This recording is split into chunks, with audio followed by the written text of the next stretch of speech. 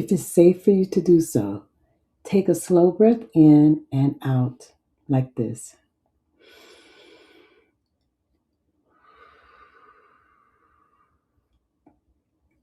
Now, all along this journey, we've been naming the systems that shape our health, such as clinics, hospitals, schools, social services, and places in between where many of us feel invisible. But systems don't live in a vacuum. They connect to our daily lives through our homes, our streets, our spaces, and our local organizations. Right now, I want to bring this home with two simple questions for you. What is one thing I'm proud about and how I've kept myself, my family, my home, or my loved ones afloat, and even while navigating systems that weren't really built with me in mind?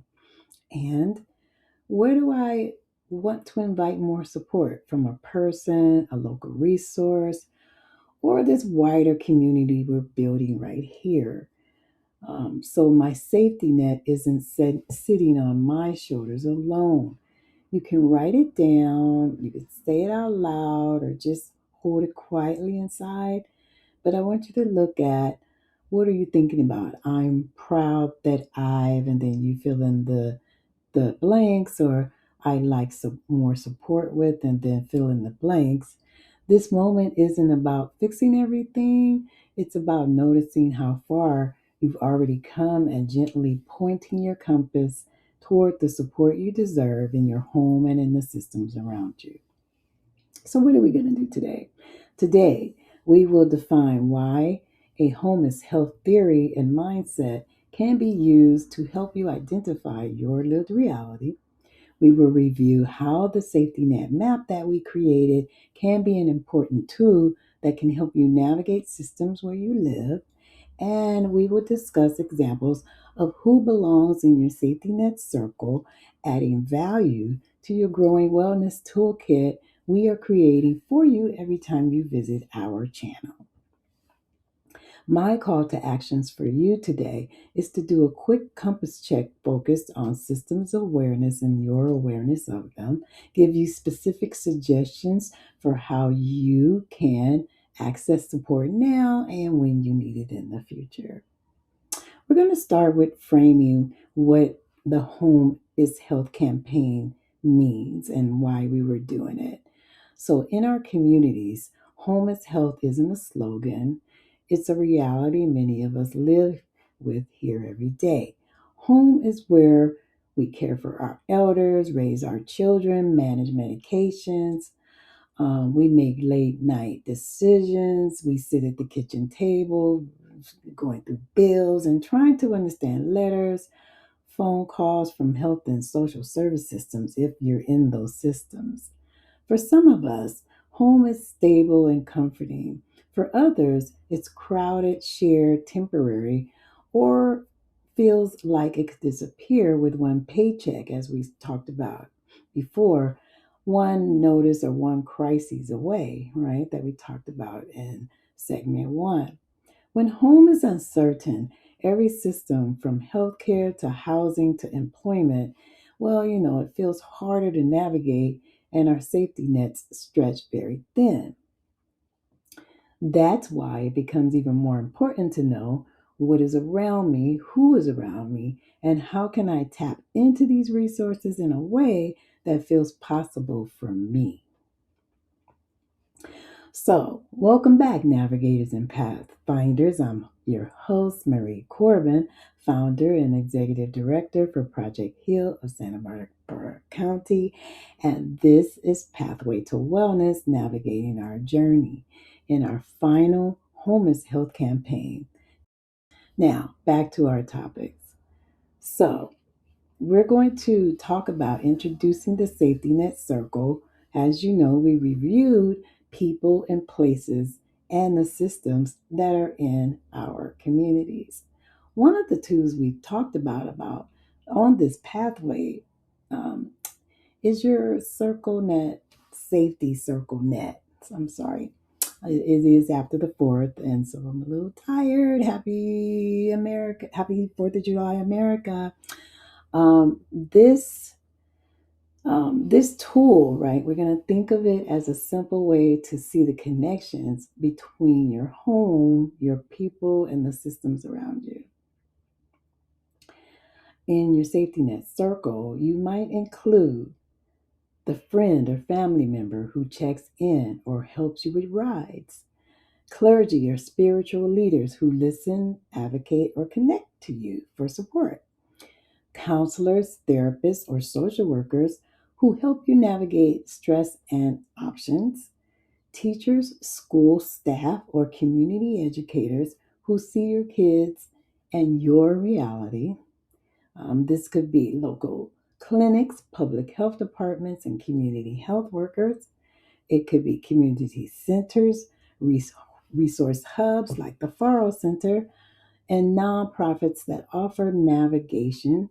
It could be classes or practical help, like things that we provide at Project Heal from our social worker point of view, our legal point of view, our public health point of view, and our global health specialists and peer support specialists point of view. We've mentioned spaces like community health centers or navigation hubs, places that might look different in each county, in each country, but the core ideal is still the same, right?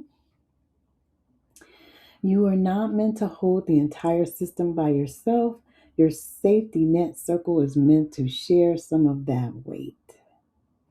Now, let's move gently over to um, connecting home to systems, right? If you're able, take a moment right now and mentally or with a pen to sketch your safety net circle if you haven't done so already. At the center, remember we spoke about imagining yourself and the people in your home or household, and then ask, who are the closest 2 or 3 people I can lean on when I'm navigating health, housing, or school decisions? What are the 2 or 3 places in my community that I already know, like a clinic, a community center, a faith community, a support group, a local hotline, an online space that could be a part of this circle? You don't need a perfect list, you guys. You really don't. You can do this on a scrap piece of paper right now. Okay. Start with what you know and then notice the gaps. Do I have emotional support but need help understanding paperwork or applications? Do I have health providers but not someone who can someone who can go with me to the appointments or to help me with these questions? Do I know where to go in a crisis but not where to build ongoing support? Those gaps are not failures, they're places where community systems can step in if we know they exist and feel safe enough to reach for them.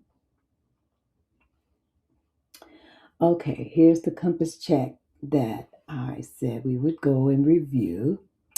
Um, so let's just do that real quick and then we will wrap this up.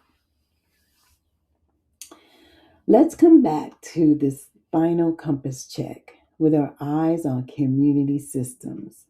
Okay, that's part of the global health specialist um, framework. These are things that we do when we work with organizations.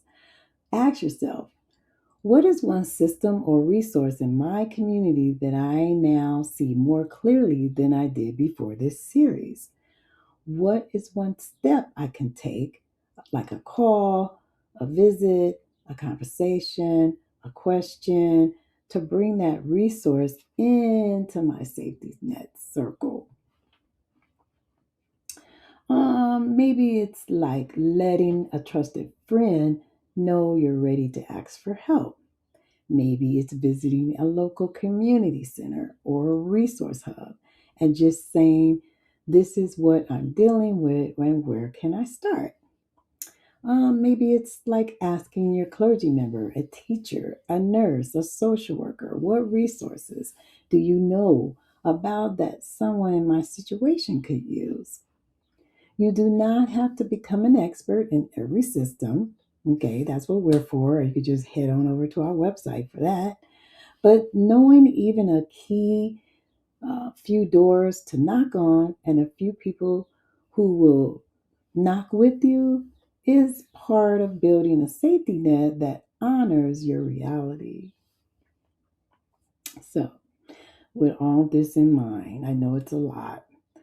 I want to invite you at this moment and thank you for coming through this series with us.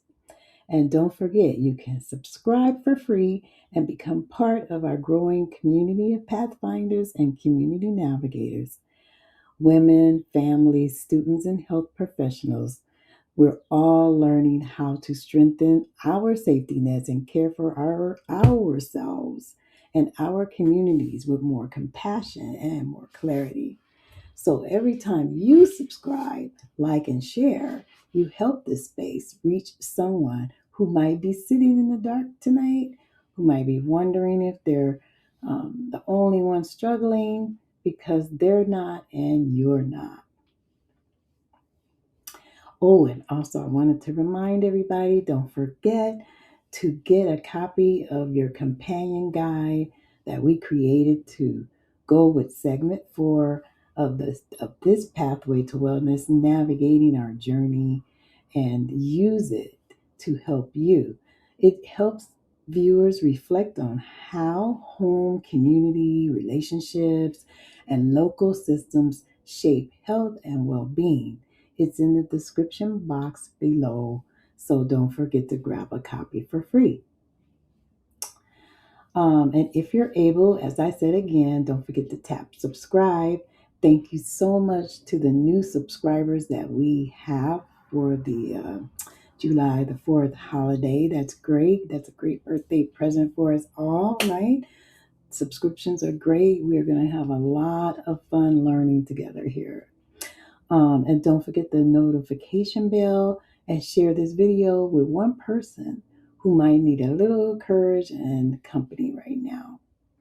Oh, and also, you're also warmly invited to visit our website, as I said before. It's also in the description box to learn more about local and global health resources, to explore our digital tools and professional materials, and to find space like our upcoming Ladies Global Health Travel Hub that we're going to have on our Substack pages and some of our other social media pages, where we will be talking about wellness, global health, travel, and navigating systems from wherever you are in the world.